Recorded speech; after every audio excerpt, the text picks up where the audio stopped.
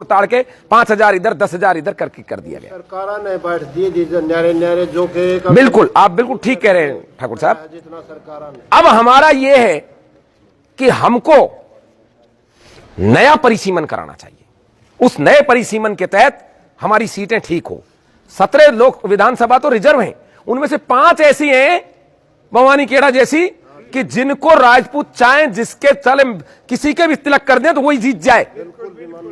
लेकिन जी अब हम कैसे तिलक कर दें, हमारे पास तो झंडा नहीं है। चौधरी ओम प्रकाश चौटाला ने झंडा बनाया देवीलाल जी के कहने पर और उसका नाम इनेलो है। और जब झंडा बन गया तो आपने देखा होगा कांग्रेस ने भी अपना मुख्यमंत्री भजनलाल को हटा के चौधरी भूपेंद्र हुड्डा को बना दिया। हमारे जाट भाइयों को दोनों तरफ से फायदा हुआ कि नहीं हुआ। मायावती ने जब से कांसीराम मायावती ने बहुजन समाज पार्टी बनाई है, हर आदमी जय भीम करता फिर रहा है। नहीं तो पद कदे आपने सुना पहले ये चीज।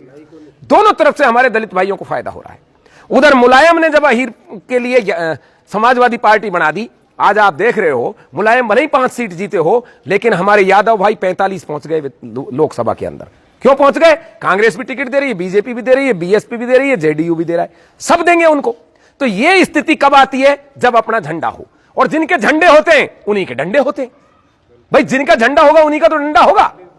मायावती ने झंडा बनाया, मुलायम ने झंडा बनाया, झंडा रामविलास पासवान ने बनाया, और उस झंडे का परिणाम देखो आप। जब लोकसभा में दलित एक्ट की बात आई, सुप्रीम कोर्ट ने कहा पहले जांच फिर गिरफ्तारी, लेकिन पासवान ने लक्का ठोक दिया, बोले ना इसको बदलो और इसको कड़ा करो। और मोदी जी जैसी सशक्त सरकार को दबाव में आकर हमने देखा पिछले वर्ष उन्होंने बदल दिया उसको। यह फर्क होता है झंडे का। हमने भी बहुत बड़े बड़े आंदोलन किए, पद्मावती वाले मुद्दे पर पूरा देश का क्षत्रिय रोड पर था, इस गांव के भी थे, सभी गांवों के लोग थे। लेकिन क्या वो फिल्म रुकी? नहीं रुकी। क्यों नहीं रुकी? क्योंकि हमारा कोई झंडा ही नहीं था जो अपना डंडा खींचता। हम तो दूसरी पार्टियों के नीतियों के तहत और उनकी मैनिफेस्ट के तहत चुने जाते हैं, और उनका मैनिफेस्ट ये कहता है ठाकर को जितना कुचला जाए कुचल लो, बढ़िया रहेगा इसको कुचलने में। आज वो भंसाली फांसी पे होता यदि हमारा भी झंडा होता तो, लेकिन आज वो भंसाली हमने देखा राष्ट्रपति भवन में मोदी जी के शपथ ग्रहण समारोह में गया था, हमको चिढ़ा रहा था। क्योंकि हमारे पास ऐसा कोई इलाज नहीं है कि हम सरकार से समर्थन खींच सकें या सरकार को विवश कर सकें। 31 राजपूत है लोकसभा में, बावजूद इसके कोई भी राजपूतों का काम इसलिए नहीं कर सकता कि वो अपनी अपनी पार्टी के झंडे के तहत गए। आपके झंडे से, हमारे झंडे से नहीं गए। इस सरकार में जाट भाइयों का भी झंडा है, हनुमान बेनीवाल। इसी सरकार में निषादों का झंडा है, 2 पार्टी बीजेपी से समर्थन करके 2 सांसद पहुंचा लिए उन्होंने।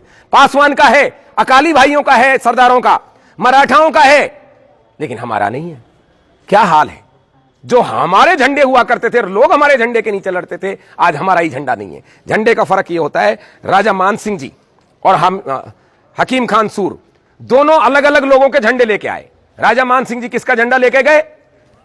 अकबर का। और हकीम खान सूर किसका झंडा लेके आए? महाराणा प्रताप का। दोनों में युद्ध होता है। यदि हकीम खान सूर जीतते हैं तो झंडा किसका पहनाया जाएगा? महाराणा प्रताप का, राजपूताना झंडा फहराया जाएगा। और मान सिंह जी जीतते हैं तो झंडा किसका फहराया जाएगा? अकबर का। अकबर साला पिजन्या सा था, कभी महाराणा का सामना करने की उसकी हिम्मत नहीं थी, लेकिन देखो उसकी चालबाजी, झंडा थमा दिया मान सिंह जी को। मान सिंह जी ने दुनिया जीत ली, लेकिन किसके लिए जीती? अकबर के लिए।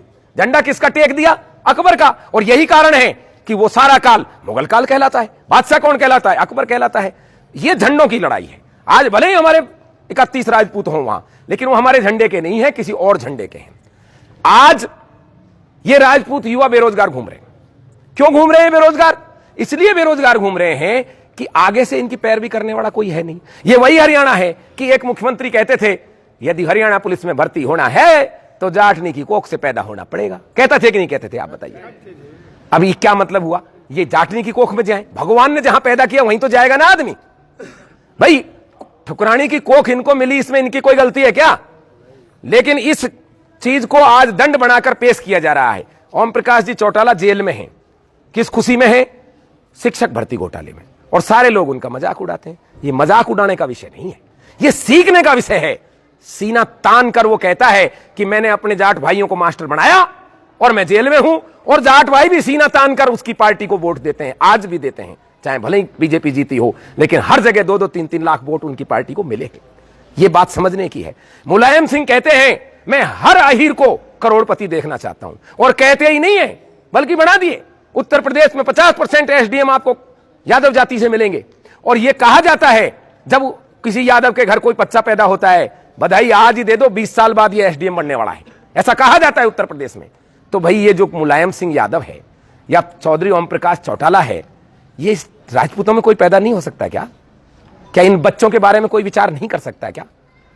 ऐसे व्यक्ति की आज अपने समाज में जरूरत है जो अपना झंडा इन बच्चों के डंडे के ऊपर टांग कर, खम ठोक कर यह कह दे कि मैं भी भर्ती करूंगा बच्चों को, मैं भी घोटाला करूंगा, मैं जाने के लिए तैयार हूं जेल में, मैं मरने के लिए तैयार हूं। ऐसे व्यक्ति की एक दरकार है कि नहीं? यहां जरूरत है या नहीं बताइए? यदि जरूरत है तो क्या अपने पास है नहीं ऐसा व्यक्ति? समाज को एक करने के लिए, एक झंडे के नीचे लाने के लिए एक ऐसा व्यक्ति चाहिए जिसकी सब मान्यता रखें, जिसका सब आदर करें, सम्मान करें, स्नेह करें। हमारे अनेक सामाजिक संगठन हैं और पूरे शक्तिवान हैं। 5 लाख की भीड़ इकट्ठी हो गई आनंदपाल फेक एनकाउंटर में, लेकिन कोई भी नतीजा इसलिए नहीं निकला क्योंकि हमारे पास कोई राजनीतिक शक्ति या सत्ता में हमारी भागीदारी नहीं थी।